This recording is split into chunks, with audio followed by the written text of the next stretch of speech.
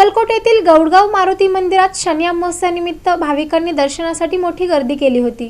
अक्कलकोट तालुक्यातील गौडगाव बुद्रुक इथल्या समर्थ रामदास स्वामी स्थापित हेमाडपंथी श्री जागृत मारुती मंदिरात दिनांक 23 ऑगस्ट रोजी शनी अमावस्येनिमित्त विविध धार्मिक कार्यक्रमांचं आयोजन करण्यात आलं होतं। दरम्यान हा शेवटचा शनिवार असल्यानं वैदिक पद्धतीनं रुद्राभिषेक, होम हवन, महाआरतीचा कार्यक्रम पार पडला। सकाळी 6 वाजता काकड आरती, 7 वाजता हनुमान चालीसा, मारुतीचा मंत्रोच्चार आदी कार्यक्रम केले गेले। या पुण्यमय उपक्रमात भक्तगण सेवा वैदिक पद्धतीनं पूजापाठ करण्यात आले। दरम्यान शनिवार आणि शनी अमावस्या असल्यानं भक्तांची मोठी मांदियाळी या मंदिर परिसरात दर्शनार्थ जमली असल्याचं पुजारी ज्ञानेश्वर फुलारी यांनी सांगितलं।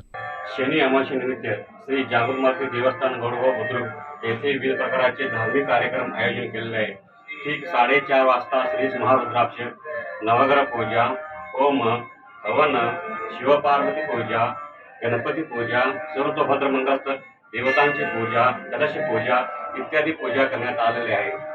आज येथे शनी अमावस्येमुळे महाराष्ट्र, कर्नाटक व सर्व राज्यातील भक्त येणार आहेत। येथे आलेल्या भक्तांसाठी महाप्रसाद सुद्धा सोय केलेली आहे।